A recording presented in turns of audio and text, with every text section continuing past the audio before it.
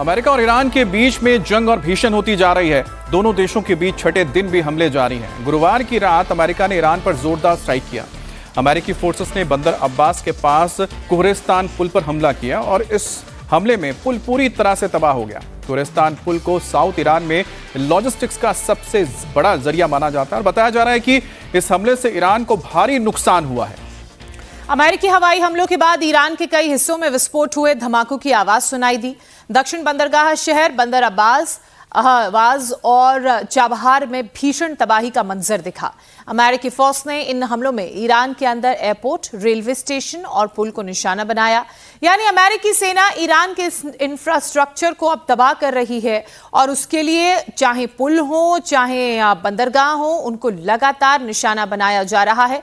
South Iran में तबाही की ये तस्वीरें आप देख रहे हैं। बंदर अब्बास का वो इलाका जहां अमेरिका की तरफ से एयर स्ट्राइक करके बम गिरा के हमले किए गए और इसको पूरी तरह से तबाह करने की कोशिश की गई। एक महत्वपूर्ण पुल है, उस पर भी अमेरिका की तरफ से हमला किया गया। बंदर अब्बास, इसके अलावा बूशहर, कुर्दिस्तान, कुवैत और इराक बॉर्डर के अलावा बहरीन में ये हमले हुए हैं। कुछ जो खाड़ी के देश हैं वहाँ ईरान की तरफ से रिटेलिएट करते हुए, जवाबी हमले करते हुए अमेरिकी इंफ्रास्ट्रक्चर को नुकसान पहुंचाने की कोशिश की गई है। इसके अलावा लगातार अमेरिका ईरान पर हमले कर रहा है।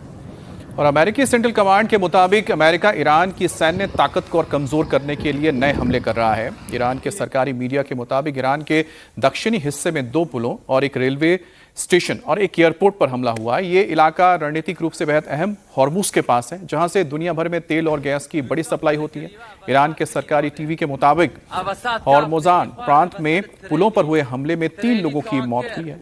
तो ये अलग अलग शहरों की तस्वीर आप देख रहे हैं, जिसमें बुशहर भी है, कुरिस्तान भी मौजूद है। कुल मिलाकर जो दक्षिण का हिस्सा है ईरान का, जो ओमान की खाड़ी और साथ ही साथ स्ट्रेट ऑफ हॉर्मुज के बेहद करीब है, इन इलाकों से लगातार हमले हो रहे हैं। और यहाँ पर मौजूद तमाम वो इंफ्रास्ट्रक्चर जिसके जरिए IRGC यानी कि ईरान की इस्लामिक रिवॉल्यूशनरी गार्ड अपने लिए सामान की आवाजाही करवाती है, उन्हें धीरे धीरे खत्म किया जा रहा है। उनके संचार सुविधाओं को नष्ट किया जा रहा है, जैसे कि यहाँ पर टावर को उड़ा दिया गया, जिसके जरिए कम्युनिकेशन को काफ़ी नुकसान पहुंचा है IRGC के। तो इस तरह से एक एक करके उनकी जो सप्लाई लाइन है उसे खत्म किया जा रहा है और बहुत ही रणनीतिक ढंग से अमेरिका इस वक्त ये हमले कर रहा है। अमेरिकी फोर्सेस ने गुरुवार की रात स्ट्रेट ऑफ हॉर्मुज के पास बंदर खमीर शहर पर भी जोरदार हमला किया।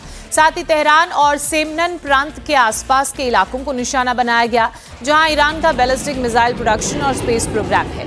इस बीच अमेरिकी राष्ट्रपति डोनाल्ड ट्रंप ने हाल ही के दिनों में ईरान के पावर स्टेशंस और पुलों को निशाना बनाने की अपनी धमकियों को फिर से दोहराया, ताकि ईरान को स्ट्रेट ऑफ हॉर्मुज पर अपनी पकड़ ढीली करने के लिए मजबूर किया जा सके। शांति के समय में दुनिया के कुल तेल और प्राकृतिक गैस व्यापार का लगभग 5वां हिस्सा इसी रास्ते से गुजरता था। इन हमलों के साथ ही अमेरिका ने कच्चे तेल के शिपमेंट को रोकने के लिए ईरानी बंदरगाहों पर नौसैनिक नाकेबंदी भी फिर से लागू कर दी और उसके बाद अब अमेरिका की तरफ से लगातार मिसाइलों के जरिए अटैक किया जा रहा है।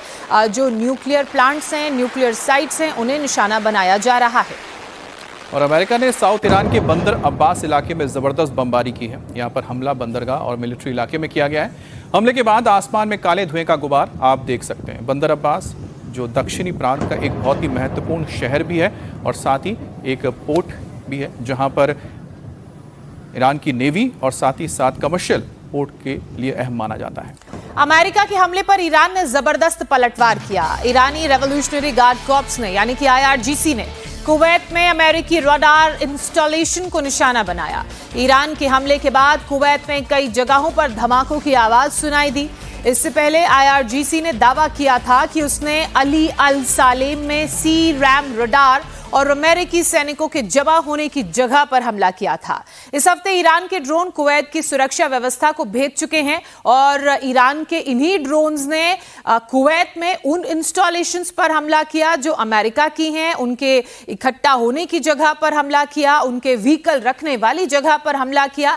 जहां एक तरफ अमेरिका ईरान की फौज को कमजोर करने की कोशिश कर रहा है, तो वहीं दूसरी तरफ यही कोशिश ईरान की भी है, लेकिन उन खाड़ी देशों में जहां अमेरिका की फ्लीट या अमेरिका की फौजें या उनका मिलिट्री एस्टैब्लिशमेंट मौजूद है, लगातार वहां हमला करके निशाना बनाया जा रहा है। अब इसके साथ ही ईरान ने इराक बॉर्डर के पास भी हमला किया है। ईरान ने कुवैत पर इराक बॉर्डर के पास ड्रोन से हमला किया। अमेरिकी सैन्य ठिकाने को टारगेट करके ये हमले किए गए हैं और ये ईरान का दावा है कि अमेरिका को नुकसान हुआ है। हालांकि दावा अमेरिका की ओर से किया जा रहा है कि एयर डिफेंस सिस्टम ने इन हमलों को नाकाम कर दिया। और यही तस्वीर आप देख रहे हैं कि किस तरह से ईरान इस वक्त इराक के और कुवैत के बॉर्डर पर मौजूद अमेरिकी बेसेस को निशाना बना रहा है। दरअसल कुवैत के साथ साथ इराक में भी अमेरिका के बेस मौजूद हैं। तो ये तस्वीरें उस हमले की आप देख रहे हैं जो ईरान की तरफ से किया गया था। और हालांकि अब देखिए ये जो लड़ाई का दूसरा चरण है वो साइकोलॉजिकल वॉरफेयर की तरफ आ चुका है, जहां एक तरफ ईरान तो ये दावा कर रहा है कि हमने इराक बॉर्डर पर अमेरिकी एस्टैब्लिशमेंट्स पर हमला किया, लेकिन अमेरिका की तरफ से इन हमलों को सीधे सीधे नकारा जा रहा है। अमेरिका की तरफ से कहा जा रहा है कि इंटरसेप्टर्स की मदद से इन ड्रोन्स को इंटरसेप्ट करके हवा में ही नष्ट कर दिया गया। वहीं ईरान के कुवैत के साथ बहरीन पर भी हमलों का दौर लगातार जारी है। ईरान ने बहरीन में अल साखिर के पास अमेरिकी सर्विलांस सिस्टम और विमानों को टारगेट करके हमला किया। ईरान बहरीन पर लगातार ड्रोन से हमला कर रहा है, जिससे बहरीन के डिफेंस सिस्टम को भारी नुकसान हो रहा है। ये वो डिफेंस सिस्टम है जो अमेरिकी एस्टैब्लिशमेंट और इंस्टॉलेशंस की रक्षा के लिए यहां पर तैनात किया गया है, क्योंकि यहां पर भी अमेरिकी बेसेस हैं जिसको ईरान लगातार निशाना बना रहा है।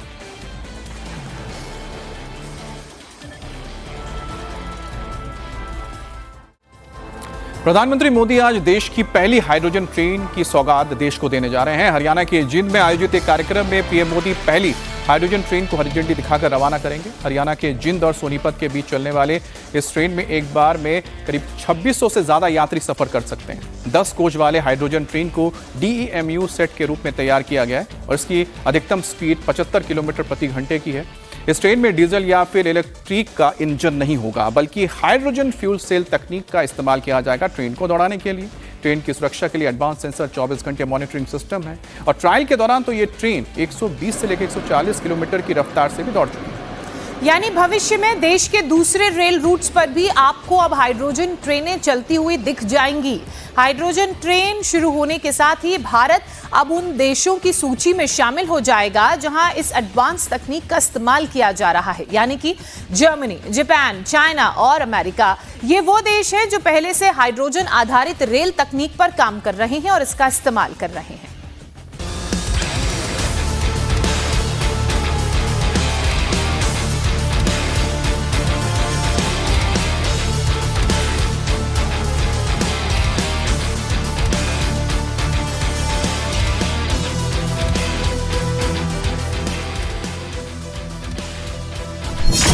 हरियाणा में दौड़ेगी देश की पहली हाइड्रोजन ट्रेन।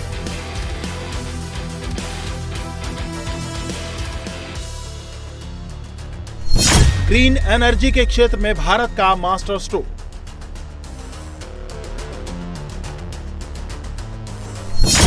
हरियाणा, पंजाब और चंडीगढ़ को पीएम देंगे सौगात।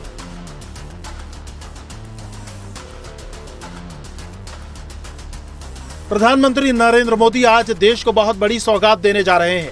पीएम मोदी आज हरियाणा के जींद से देश की पहली हाइड्रोजन ट्रेन को हरी झंडी दिखाकर रवाना करेंगे। भारतीय रेल के लिए ये ऐतिहासिक पल होगा। इसके साथ ही भारत उन देशों की सूची में शामिल हो जाएगा जहां हाइड्रोजन फ्यूल सेल ट्रेनों का संचालन किया जा रहा है। कि भारत के अंदर जब भी, दुनिया में इनफैक्ट नॉट भारत के अंदर, जब भी हाइड्रोजन ट्रेन की बात आएगी तो देश के प्रधानमंत्री नरेंद्र मोदी जी का नाम उसके साथ लिया जाएगा। और हमारा सौभाग्य है कि हमारा हरियाणा प्रदेश, जहाँ पे पहले ये ट्रेन चलने वाली है और जो हमारे मेहनतकश मुख्यमंत्री हैं नायब सिंह सैनी जी, उनके कार्यकाल में ये ट्रेन चलने वाली है। तो ये अपने आप में एक संदेश दे रहा है कि जो देश के प्रधानमंत्री नरेंद्र मोदी जी का विजन होता है, उस विजन को एग्जीक्यूट कितने वक्त के अंदर करना है, कितनी जल्दी करना है, ये समय सीमा भी उसी वक्त निर्धारित हो जाती है जिस टाइम पे वो निर्णय लेते हैं कि भविष्य का भारत कैसा होना चाहिए। देश की पहली हाइड्रोजन ट्रेन हरियाणा के जींद सोनीपत रूट पर चलेगी। ट्रेन को 90 किलोमीटर की दूरी तय करने में लगभग 2 घंटे लगेंगे। 10 कोच वाली इस ट्रेन में 8 यात्री डिब्बे और 2 पावर कार हैं। अपने सफर के दौरान ये ट्रेन 11 स्टेशनों पर रुकेगी। ये ट्रेन दुनिया की सबसे लंबी और शक्तिशाली हाइड्रोजन पैसेंजर ट्रेन है, जो भविष्य में भारतीय रेल की लाइफलाइन होगी। जींद सोनीपत के बीच चलने वाली पहली हाइड्रोजन ट्रेन में 1200 किलोवाट क्षमता का advance hydrogen fuel cell system लगा है। एक बार इस ट्रेन में 2638 यात्री सफर कर सकते हैं। स्वदेशी हाइड्रोजन ट्रेन को अधिकतम 110 किलोमीटर प्रति घंटे की रफ्तार से चलाने के लिए डिजाइन किया गया है। पायलट प्रोजेक्ट में फिलहाल ये 75 किलोमीटर प्रति घंटे की रफ्तार से चलेगी। एक बार हाइड्रोजन रिफ्यूलिंग पर ये 250 से 350 किलोमीटर तक का सफर तय कर सकती है। देश की पहली हाइड्रोजन ट्रेन कई हाईटेक सुविधाओं से लैस है, जिसमें यात्रियों का सफर बेहद आरामदायक होगा। हाइड्रोजन ट्रेन में नॉन एसी ट्रेन में लग्जरी सीटें हैं। सीटों के अलावा खड़े होकर सफर करने वाले यात्रियों के लिए हैंड ग्रिपर लगाए गए हैं। कम बिजली खपत हो ऐसे पंखे लगाए गए हैं। ट्रेन में यात्रियों को चार्जिंग के लिए जगह जगह सॉकेट भी लगे हैं। ये दुनिया की सबसे शक्तिशाली हाइड्रोजन ट्रेनों में से एक है। इस ट्रेन को हरी झंडी दिखाने को लेकर खुद पीएम मोदी काफी उत्साहित हैं। उन्होंने ट्वीट कर बताया कि वो जींद से भारत की पहली हाइड्रोजन पावर्ड ट्रेन को हरी झंडी दिखाने वाले हैं, जो जींद को सोनीपत से जोड़ेगी। पीएम मोदी ने कहा कि इस ट्रेन के चलते ही भारत उन चुनिंदा देशों में शामिल हो जाएगा जहां हाइड्रोजन ट्रेन दौड़ती है।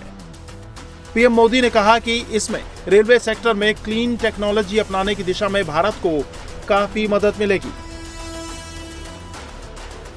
जींद से शुरू हो रही इस हाइड्रोजन ट्रेन को चेन्नई के इंटीग्रल कोच फैक्ट्री में बनाया गया है। टाटा एडवांस्ड सिस्टम ने इसका फ्यूल सेल सिस्टम तैयार किया है। हाइड्रोजन ट्रेन डीजल या बिजली से नहीं बल्कि हाइड्रोजन फ्यूल सेल टेक्नोलॉजी से चलेगी। इससे करीब जीरो पॉल्यूशन होगा। इससे पानी और भाप का उत्सर्जन होता है, यानी इस ट्रेन के चलने से हवा प्रदूषित नहीं होगी। इससे ग्लोबल वार्मिंग कम करने में मदद मिलेगी। इसमें दो फ्रंट और बैक के अंदर जो प्रोसेस है, इसका जो सिस्टम है, जिसमें सिलेंडर भी हैं, बैटरीज भी हैं, उसके अलावा 8 कोचेस इसमें है, तो मतलब टोटल मिला के 10 कोचेस इसके अंदर है। और कंप्रेस्ड हाइड्रोजन गैस जो है वो उसमें रहती है, ऑक्सीजन के साथ उसका जैसे रिएक्ट करती है, उसके बाद वो एक ऊर्जा पैदा करती है जिससे कि इंजन प्रोपेल करता है, जिससे ट्रेन चलती है। और सबसे खूबसूरत बात इसकी है कि जो छोड़ने वाली है, जो गैस छोड़ने वाली है, वो गैस नहीं होगी, वो कोई पोल्यूशन भी नहीं होगा, वो H2 होगा, मतलब पानी होगा। तो आप सोचिए कि कल्पना जो देश के प्रधानमंत्री जी ने करी है, हो सकता है भविष्य के अंदर आने वाले सभी ट्रेनें हाइड्रोजन हो जाएं, कारें भी हाइड्रोजन हो जाएं। और इसी बड़ी खबर पर हरियाणा के जींद से हमारी सहयोगी अनामिका गौड़ इस वक्त सीधे हमारे साथ जुड़ रही हैं। अनामिका, आपको देखकर लग रहा है कि आप उसी हाइड्रोजन ट्रेन के अंदर हैं, उसी में मौजूद हैं, जिसे अब से कुछ ही देर बाद प्रधानमंत्री नरेंद्र मोदी हरी झंडी दिखाने वाले हैं। सबसे पहले तो आप ही बताइए, आपका अनुभव इस ट्रेन के अंदर कैसा रहा है और कैसे ये आम ट्रेनों से खास है?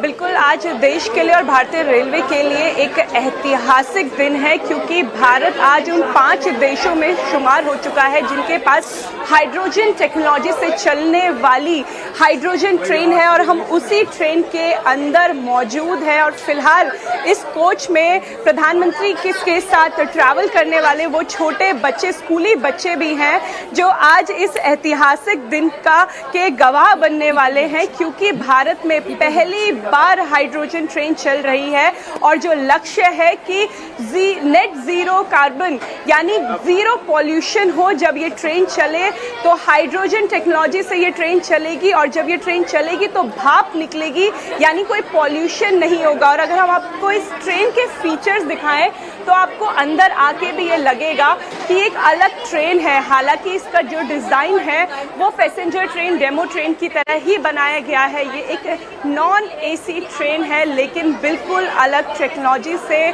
बनी हुई ये ट्रेन है। भारत को 5 साल लगे इस टेक्नोलॉजी को हासिल करने में, जो कि अपने आप में एक ऐसा समय है जो बहुत कम समय में भारत ने इस टेक्नोलॉजी को हासिल कर लिया। लगभग 1 साल से इस ट्रेन का ट्रायल चल रहा था, और अब आज जब भारत को ये ट्रेन मिली है तो आप उत्साह देख लीजिए कि हमारे साथ जो छोटे बच्चे हैं वो कितने एक्साइटेड हैं। उनके लिए ये दिन आज कितना इम्पोर्टेंट है, क्योंकि भारत में नई टेक्नोलॉजी आई और वो उस टेक्नोलॉजी को समझ सकते हैं। अनामिका, क्योंकि आपने दिखाया किस तरह से जो बच्चे हैं बहुत उत्साहित हैं, और जाहिर सी बात है कि आने वाली पीढ़ी को ध्यान में रखकर ही ये टेक्नोलॉजी लाई गई है। अब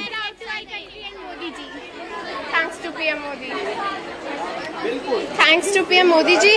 और ये बहुत ज़्यादा लाइक अच्छा स्टेप है टेक्नोलॉजी के towards, like this is the hydrogen train. We are feeling very proud to be here, like thanks to Modi ji, and we are very like proud for ourselves and our country also. We all are proud to our country and Modi ji, as it is India's first hydrogen train and world's longest train in the world. Bharat की पहली hydrogen train है और देश की सबसे पहली लंबी hydrogen train, यानी अभी तक जो विदेशों में हाइड्रोजन ट्रेन है उसमें केवल 4 कोचेज होते हैं, 2 कोचेज होते हैं, लेकिन इसमें जो पैसेंजर कोचेज है वो 10 है, 2 इसमें जो इंजन कोच है वो है, और इसके साथ साथ इसमें लगभग एक समय में 2500 से ज़्यादा, लगभग 2600 पैसेंजर ट्रैवल कर सकते हैं। कुछ टीचर्स हमारे साथ हैं। मैम, आज आप लोग सब इसमें ट्रैवल करने वाले हैं, पहली हाइड्रोजन ट्रेन, पहला सफर, आप लोग कितने एक्साइटेड है? बच्चे कितने excited? Ma'am, good morning to all. First of all myself Monika Mittal, Delhi public school Jind.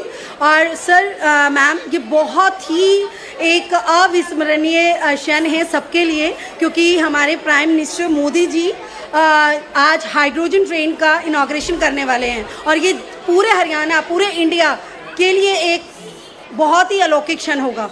Proud movement है और इस समय हर जो पैसेंजर है वो गर्व महसूस कर रहा है। लेकिन अगर हम आपको हाइड्रोजन टेक्नोलॉजी के बारे में बताएं तो पानी को इलेक्ट्रोसिस करके इस हाइड्रोजन टेक्निक को बनाया गया है। जींद में ही एक हाइड्रोजन रिफ्यूलिंग स्टेशन बनाया गया है जहां से हाइड्रोजन सप्लाई होगी, और 400 मेगाहर्ट्ज जो इस 400 मेगाहर्ट्ज हाइड्रोजन एक बार में इस ट्रेन में भरा जाएगा, और उसके बाद लगभग 90 किलोमीटर का सफर ये ट्रेन आसानी से कर पाएगी। यानी आप हरियाणा के एक कोने से दूसरे कोने तक लगभग 2 घंटे में पहुंच जाएंगे।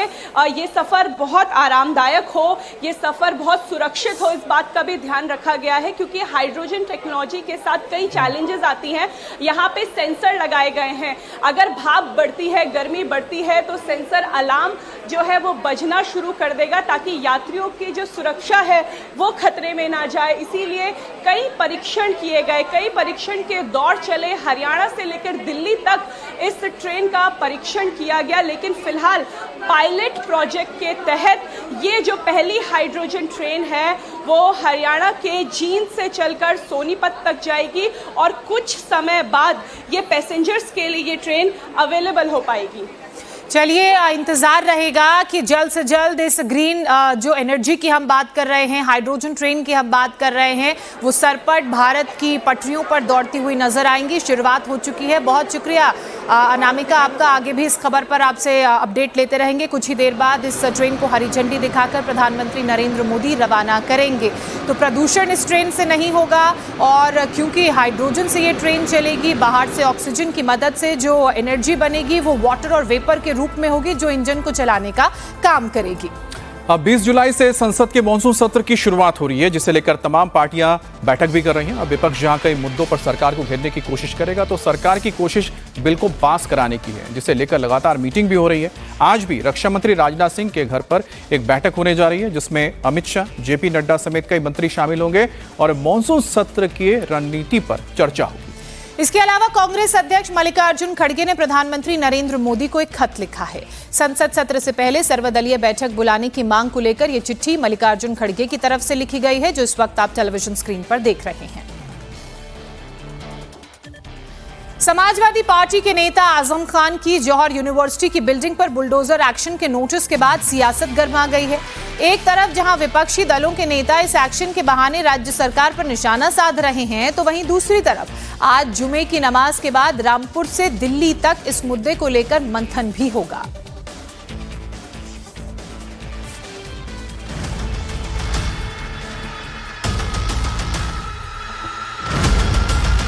ये अवैध निर्माण है, जिस पर ध्वस्तीकरण का आदेश पारित कर दिया गया है। 2 भवनों का मानचित्र स्वीकृत कराया, लेकिन 38 भवनों का मानचित्र स्वीकृत नहीं कराया। सरकारों से भी ये गुजारिश करता हूँ कि वो किसी पार्टी से जोड़कर इसको ना देखें। सिर्फ इसलिए ध्वस्त किया जा रहा है कि वो आजम खान ने बनाया है।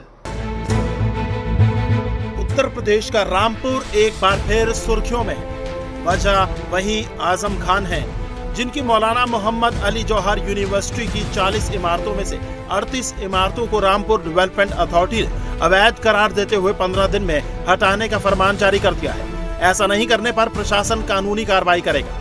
यूनिवर्सिटी की इन अवैध बिल्डिंगों पर बुलडोजर एक्शन के नोटिस के बाद सियासी पारा चढ़ गया है। रामपुर से लखनऊ और दिल्ली तक सियासी बयानबाजी हो रही है। रामपुर से समाजवादी पार्टी सांसद मोहिबुल्लाह नदवी शासन प्रशासन के लोगों को संविधान के नाम पर ली गई शपथ की याद दिला रहे हैं, तो AIMIM के प्रवक्ता असीम वकार ने सीधे तौर पर बोल दिया है कि जौहर यूनिवर्सिटी पर सिर्फ इसलिए कार्रवाई हो रही है क्योंकि उसके साथ आजम खान का नाम जुड़ा है। सरकारों से भी ये गुजारिश करता हूँ कि वो किसी पार्टी से जोड़कर इसको ना देखें। जब कायम बेशक कोई पार्टी किसी की सरपरस्ती में करती है, कितने काम हैं जो अब योगी जी कर रहे होंगे, लेकिन उनके जाने के बाद ऐसा तो है नहीं कि जब सरकार दूसरी आएगी तो वो जो रास्ते हैं, जो यूनिवर्सिटी हैं, जो इदारे, पहले तो उन्हें तो स्कूल बंद कर रहे हैं। जब संविधान की शपथ लेती हैं तो हम ये अहद करते हैं अपने मालिक से कि हम सच्ची श्रद्धा से बिना किसी भेदभाव देश की एकता और अखंडता के लिए काम करेंगे। मौलाना मोहम्मद अली जौहर विश्वविद्यालय पर जो ध्वस्तीकरण की कार्यवाही का ऐलान किया गया है, वो सिर्फ इसलिए ध्वस्त किया जा रहा है कि वो आजम खान ने बनाया है। मैं योगी जी से गुजारिश करता हूं कि ध्वस्तीकरण से बेहतर है कि उस विश्वविद्यालय के जो 38 इमारतें हैं उनका नक्शा कंपाउंडिंग लेकर पास कर दीजिए और सरकार उसको अपने अधीन करके चला ले। समाजवादी पार्टी समेत सूबे के दूसरे सियासी दलों ने भी राज्य सरकार की मंशा पर सवाल खड़े करते हुए तय किया है कि आज जुमे की नमाज के बाद दिल्ली में वो इस मुद्दे पर मंथन करेंगे। मोहिबुल्लाह नदवी के साथ मीटिंग की तैयारी की गई है जिसमें इस मुद्दे पर विरोध जताया जाएगा। अब सवाल उठता है कि इतनी बड़ी यूनिवर्सिटी के निर्माण में आखिर चूक कहां हुई जिसकी वजह से प्रशासन इस पर कार्रवाई की तैयारी कर रहा है। तो बता दें कि यूनिवर्सिटी की 40 इमारतों में से 38 इमारतें अवैध डेवलपमेंट अथॉरिटी से बनने से पहले सिर्फ 2 इमारत की मंजूरी ली गई। जिला पंचायत से 38 इमारतों का नक्शा मंजूर नहीं कराया गया। रामपुर विकास प्राधिकरण ने ध्वस्तीकरण का आदेश जारी किया। प्रशासन ने नोटिस दिया, 15 दिन में खुद तोड़ें वरना प्रशासन तोड़ेगा। कोलकाता एयरपोर्ट के रनवे के करीब मस्जिद को शिफ्ट करने को लेकर सियासी विवाद तेज हुआ है। टीएमसी के नेता और ममता बनर्जी सरकार में मंत्री रहे सिद्दीकुल्ला चौधरी ने आज इसी मस्जिद में जुमे की नमाज पढ़ने का ऐलान कर दिया है। सिद्दीकुल्ला चौधरी ने कहा है कि उनके साथ कई मुस्लिम नेता रनवे के करीब इस मस्जिद में जुमे की नमाज पढ़ेंगे। हालांकि एयरपोर्ट प्रशासन ने इस मस्जिद में फिलहाल नमाज पढ़ने की रोक लगा रखी है।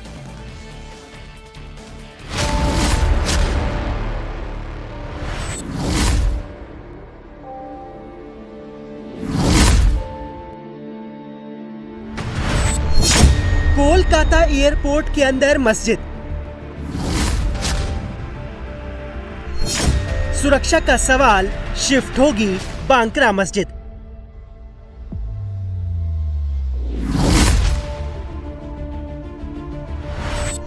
टीएमसी नेता का ऐलान, मस्जिद में पढ़ेंगे नमाज। कोलकाता एयरपोर्ट के अंदर 136 साल पुरानी बांक्रा मस्जिद को लेकर विवाद बढ़ता जा रहा है। एयरपोर्ट प्रशासन सुरक्षा का हवाला देकर मस्जिद को शिफ्ट करने की तैयारी कर रहा है। वहीं ममता बनर्जी की पार्टी इसे मुद्दा बनाकर अपनी सियासत चमकाने में लगी है। एयरपोर्ट के अंदर रनवे के बेहद करीब बनी इस मस्जिद में फिलहाल नमाज पढ़ने पर रोक लगाई गई है। साथ ही मस्जिद को दूसरी जगह शिफ्ट करने की तैयारी चल रही है, लेकिन अब इस पर सियासत जोरदार हो रही है। आज जुम्मा है और जमीयत उलेमा हिंद के पश्चिम बंगाल अध्यक्ष और ममता सरकार में मंत्री रहे सिद्दीकुल्ला चौधरी बांक्रा मस्जिद में जुम्मे की नमाज पढ़ने पर अड़ गए। कोई प्रदर्शन नहीं हुआ, जबरदस्ती लोगों को भड़काव देकर जमा किया गया। आइंदा कल जुमा है। इस जुमा के दिन बंगाल के 1 करोड़ मुसलमान माँ बहनों से गुजारिश की कि ये बैज पहनेंगे, ये पहनेंगे, नमाज पढ़ने जाएंगे, अल्लाह से दुआ करेंगे और पुरअमन एहतजाज करके चले आएंगे। कोलकाता एयरपोर्ट के अंदर मस्जिद रनवे से 165 मीटर दूर है। इस वजह से एयरपोर्ट पर इमरजेंसी लैंडिंग में समस्या आती है। आम दिनों में लैंडिंग और टेक ऑफ के दौरान भी समस्या आती है। मेरे पीछे ये जो मस्जिद है ये वही जामे मस्जिद है जिसको लेकर विवाद छिड़ा हुआ है। ये गौरीपुर जामे मस्जिद, जिसे बाकरा मस्जिद नाम पे भी जाना जाते हैं। तो ये जो मस्जिद है ये मस्जिद रनवे से केवल 165 मीटर दूरी पे है और ये 165 मीटर दूरी पे होने के कारण इमरजेंसी लैंडिंग और इसके साथ साथ सेकेंड जो रनवे है उसमें विमान जब आवाजाही करते हैं तो काफी ज्यादा दिक्कतों का सामना करना पड़ता है। तो इस वजह से पिछले शनिवार से इसी मस्जिद में जो 5 वक्त की नमाज होता था उस नमाज को फिलहाल के लिए बंद रखी गई है 7 दिनों के लिए। और ये जो रनवे एक्सटेंशन का जो काम है इस वक्त किया जा रहा है, एक बार विजुअल दिखाने की कोशिश करूंगा। यहाँ पर ये जो सेकेंडरी रनवे से यहाँ पर प्लेन जा रहा है इस वक्त और ये इससे ये मस्जिद की दूरी करीब 200 मीटर होगा और जो मेन रनवे है उनसे 165 मीटर दूरी पर यह मस्जिद है। तो इसी मस्जिद को लेकर लगातार विवाद है।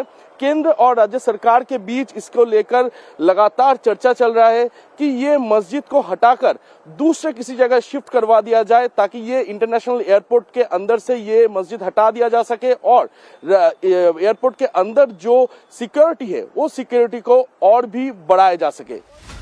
सदीकुल्ला चौधरी के नमाज पढ़ने के ऐलान के बाद एयरपोर्ट की सुरक्षा बढ़ा दी गई है। हालांकि सदीकुल्ला चौधरी को पुलिस एक्शन का भी डर सता रहा है। यही वजह है कि सदीकुल्ला चौधरी ने कहा है कि अगर पुलिस ने उन्हें रोका तो फिर वो अंदर नहीं जाएंगे। मुसलमान नमाज पढ़ने जाएंगे, गोलमाल नहीं होता है, रास्ता पर नहीं उतरेंगे, जबरदस्ती नहीं करेंगे, माइकिंग नहीं करेंगे, सिंपल नमाज पढ़ने जाएंगे इसको पहन करके। इसमें परेशानी क्या है? कोई परेशानी नहीं है। परमिशन होता है नमाज की, परमिशन होता है रमजान में इफ्तार की। ये सब ओरिजिनल पेपर हमारे पास मौजूद है।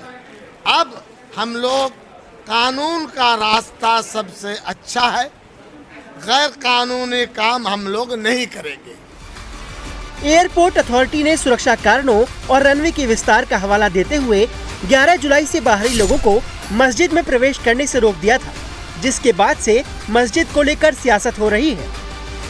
सदीकुल्ला चौधरी के नमाज पढ़ने के ऐलान के बाद बीजेपी ने भी मोर्चा खोल दिया है। आज ये धर्म के व्यापारी सदीकुल्ला चौधरी जी आम मुस्लिम भाइयों को भड़काने के लिए बोला है। पूरे बंगाल में सारे मुस्लिम भाई लोग प्रतिवाद करेंगे और जबरदस्ती नमाज पढ़ने जाएंगे। देखिए, ये देश का नाम भारतवर्ष है, लेकिन कोई शरियाती, कोई जमायती, कोई भी मुस्लिम लॉ के हिसाब से बंगाल नहीं चलेगा। हम अपीसमेंट पॉलिटिक्स नहीं करता है और ना करने का जरूरत है। इसीलिए कोई भी कानून को अपना हाथ में ना ले, शांति का वातावरण को बरकरार रखे, शांतिपूर्वक रहे। सुरक्षा और विमानों के सुरक्षित संचालन को लेकर बांक्रा मस्जिद सालों से विवादों में रही है, लेकिन बंगाल बीजेपी अध्यक्ष समीक भट्टाचार्य ने साफ कर दिया कि अगर वहां हनुमान मंदिर भी होता तो भी सुरक्षा की दृष्टि से उसे हटा दिया जाता। देखिए, वो मस्जिद अगर नहीं होकर कोई हनुमान जी के मंदिर भी होता तब भी उसको हटाया जाता। और भारतीय जनता पार्टी ये मंदिर मस्जिद का राजनीति का बाहर आकर बात करना चाहता है। सिर्फ सदीकुल्ला चौधरी और ऐसे जो बयानबाजी कर रहे हैं उसके लिए हम यही बोल रहे हैं कि आप हिंदुस्तान में, पश्चिम बंगाल में बाबर का सरकार नहीं है। अब खबर उत्तराखंड से है, जहां के धार्मिक स्थलों से होने वाले ध्वनि प्रदूषण के खिलाफ पुलिस ने बड़ा अभियान शुरू कर दिया है। लाउडस्पीकर तय सीमा से ज्यादा आवाज करते पाए गए तो उन्हें न सिर्फ उतारा जाएगा बल्कि नियमों का उल्लंघन करने वालों को सख्त कार्रवाई के तहत सजा मिलेगी। उधम सिंह नगर में मस्जिदों पर लगाए गए लाउडस्पीकर्स को नीचे उतरवाया गया। जसपुर, काशीपुर, किच्छिया, नानकमत्ता और खटीमा थाना इलाकों में इस कार्रवाई को अंजाम दिया गया। वहीं देहरादून में भी पुलिस ने बड़ा एक्शन लेते हुए 43 धार्मिक स्थलों से लाउडस्पीकर हटवाया। लाउडस्पीकर उतरवाने जैसी कार्रवाई के खिलाफ आज मुस्लिम सेवा संगठन ने प्रदर्शन का ऐलान किया है। और उत्तर प्रदेश के सहारनपुर में कलेक्ट्रेट परिसर में करीब 70 साल पुरानी मस्जिद को लेकर नगर मजिस्ट्रेट की अदालत ने बड़ा फैसला सुनाया है। दोनों पक्षों को सुनने के बाद अदालत ने मस्जिद को सरकारी भूमि पर बना अवैध निर्माण मानते हुए बेदखली के आदेश जारी किए और साथ ही 6,41,65,000 रुपए का जुर्माना भी लगाया गया है। मामला बजरंग दल के पूर्व प्रांत संयोजक विकास त्यागी की शिकायत के बाद सामने आया और शिकायत में कहा गया था कि जिलाधिकारी कार्यालय जैसे कि संवेदनशील परिसर में बनी मस्जिद का उपयोग केवल धार्मिक गतिविधियों तक सीमित नहीं है, बल्कि परिसर में एक डाकघर संचालित हो रहा है। 315 वर्ग मीटर में ये संभवतः मस्जिद उस स्थान पर बनी हुई है और इस मस्जिद के अंदर एक पोस्ट ऑफिस संचालित था जिसका किराया मस्जिद कमेटी लेती थी। 4-5 कमरे थे जो बाहरी लोगों को किराए पर दिए हुए थे। ये प्रशासन ने हमारी शिकायत के बाद ही तुरंत बंद करवा दिया था। सिटी मजिस्ट्रेट न्यायालय ने इस पर अपना ऐतिहासिक निर्णय दिया मस्जिद की ध्वस्तीकरण करने का और 6,42,00,000 रुपए अर्थदंड वसूलने का। महादेव बेटिंग ऐप मामले में टीवी होस्ट और प्रेजेंटर शेफाली बग्गा पर ईडी का शिकंजा कसा है। कल रायपुर में ईडी ने शेफाली बग्गा से 5 घंटे तक पूछताछ की। शेफाली बग्गा पर अवैध सट्टेबाजी के प्रमोशन का आरोप है। शेफाली पर आरोप यह भी है कि वो सिर्फ महादेव बेटिंग ऐप का प्रचार ही नहीं करती थी, बल्कि वो खिलाड़ियों को बेटिंग से जुड़े टिप्स भी देती थी। आपको बता दें कि इस मामले में ईडी पहले भी कई और सेलेब्स से पूछताछ कर चुकी है। जांच एजेंसी का दावा है कि शेफाली बग्गा भारत में महादेव बेटिंग ऐप चलाने वाले हवाला कारोबारी खंजन जगदीश कुमार ठक्कर की क्लोज एसोसिएट है। ईडी का दावा यह भी है कि खंजन ठक्कर भारत में बेटिंग ऐप्स के संचालन और प्रमोशन से जुड़ा हुआ है, जबकि महादेव ऑनलाइन बुक से जुड़े हवाला लेन देन का भी वो अहम ऑपरेटर है। एजेंसी का आरोप है कि विदेशों खासकर दुबई और लंदन से संचालित किए जा रहे बेटिंग ऐप्स के प्रचार प्रसार में शेफाली बग्गा की भूमिका रही है।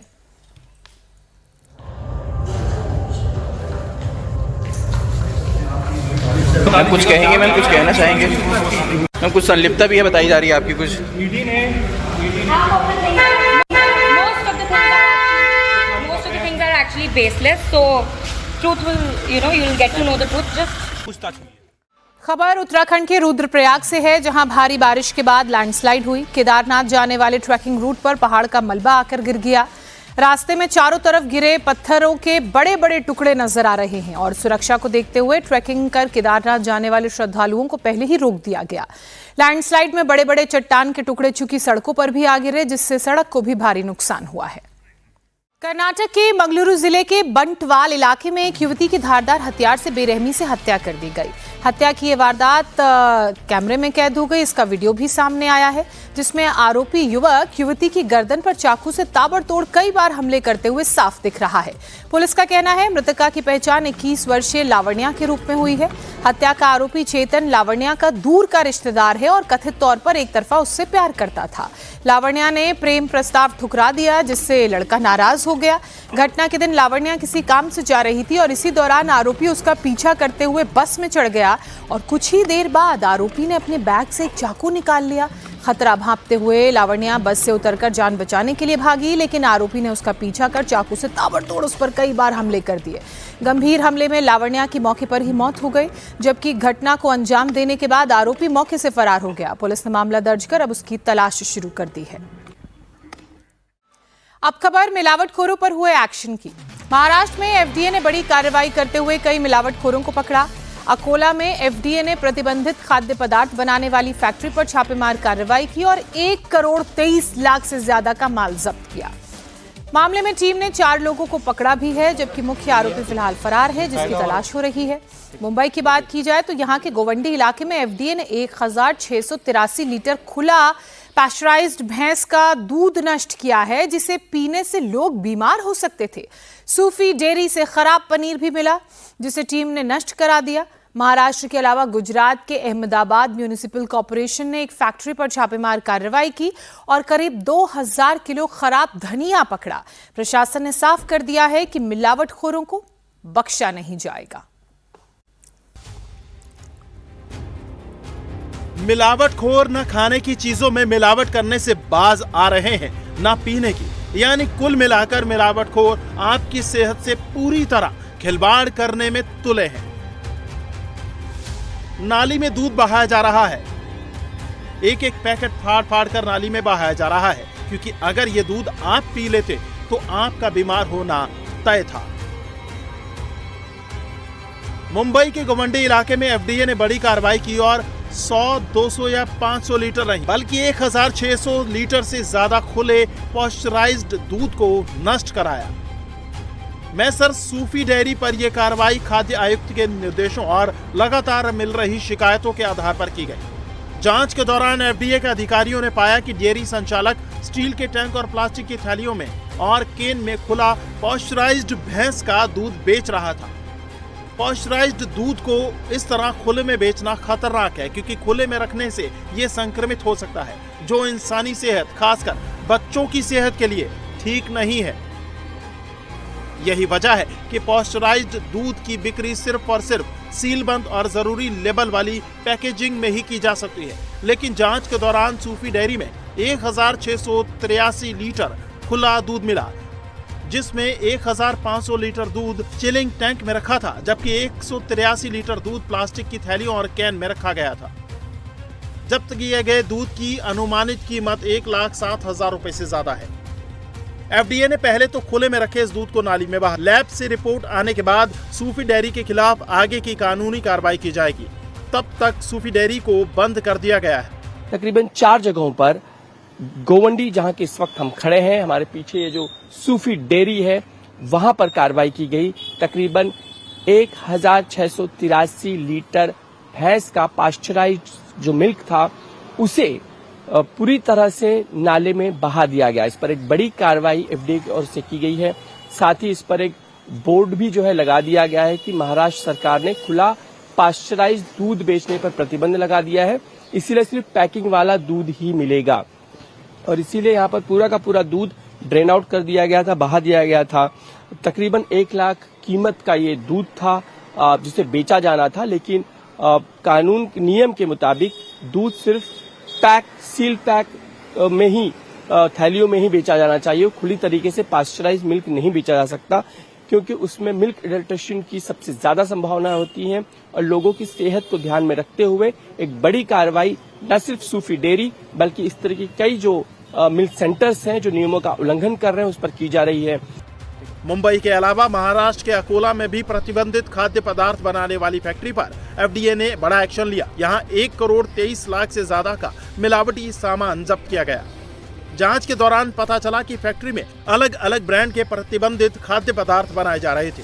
जहां कार्रवाई करते हुए पान मसाला बनाने में इस्तेमाल होने वाला कच्चा माल, मशीनरी और पैकिंग सामग्री जब्त की गई। वहीं एफडीए ने शिकायत दर्ज कर आरोपियों के खिलाफ कार्रवाई शुरू कर दी है।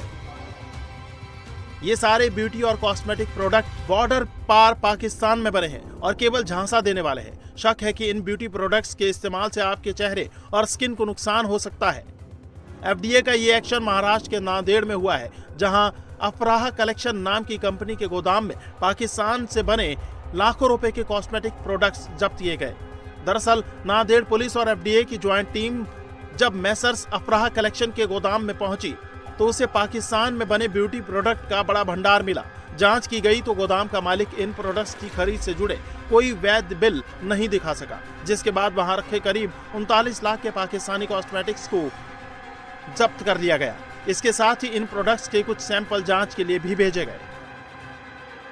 देश भर में शहर शहर मिलावटखोरों पर एक्शन जारी है। सरकार की तरफ से मैसेज दिया जा रहा है कि किसी को भी सेहत से खिलवाड़ नहीं करने दिया जाएगा और जो खिलवाड़ करने की कोशिश करेगा उसके खिलाफ इसी तरह का सख्त एक्शन होगा। नेशनल टेस्टिंग एजेंसी यानी कि एनटीए ने नीट यूजी का रिजल्ट जारी कर दिया है। पंजाब के आर्यन गुप्ता और हरियाणा के पांशुल बंसल ने इस एग्जाम में टॉप किया है। दोनों ने ही 720 में से 715 अंक हासिल किए हैं और ऑल इंडिया टॉप किया है। परीक्षा में 19 स्टूडेंट्स ने 700 से ज्यादा अंक प्राप्त किए, जबकि 138 छात्रों ने 690 से ज्यादा अंक लिए। इस साल करीब 22 लाख स्टूडेंट्स नीट यूजी के लिए अपीयर हुए थे, जिनमें से 11,21,000 स्टूडेंट्स मेडिकल, डेंटल, आयुष और अन्य मेडिकल कोर्सेज में एडमिशन के लिए क्वालिफाई हुए हैं। टॉप स्कोरर्स में 93% से ज्यादा स्टूडेंट्स ने पहली बार परीक्षा दी। 99% टॉप रैंकर्स की उम्र 17 से 19 साल के बीच है। क्वालिफाई करने वाले कुल उम्मीदवारों में 58% से ज्यादा लड़कियां और 55.1% से ज्यादा लड़के हैं। कल देर रात जारी हुए रिजल्ट को स्टूडेंट्स अपना स्कोर कार्ड यानी कि neet.nta.nic.in पर देख सकते हैं। पेपर लीक होने की वजह से 3 मई को नीट यूजी 2026 की परीक्षा होनी थी, जिसे रद्द कर दिया गया, जिसके बाद एनटीए की परीक्षा 21 जून को दोबारा हुई।